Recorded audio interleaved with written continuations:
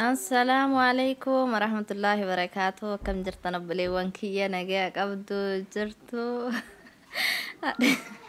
ada video baru sekabu kabadde senin dufne video kanan tole jennan daima kiyawitan ni salatun suduin sujuda jade milasa seruman sujude ka etimi laisa debe lafat dirirsa nakobalchise yadan no dafata au fi jade silki warabe keessatti yo tayo ka gafa tokko silkin badu nisan no lugaro youtube keessa yo kae fimbadu gafa guddatelle akka gafa daimatti salatu falalu yaadannoo dhaaf jedhee isaaf jedhee asirratti gadi dhiisee isinillee itti booharaa isiniin jedha.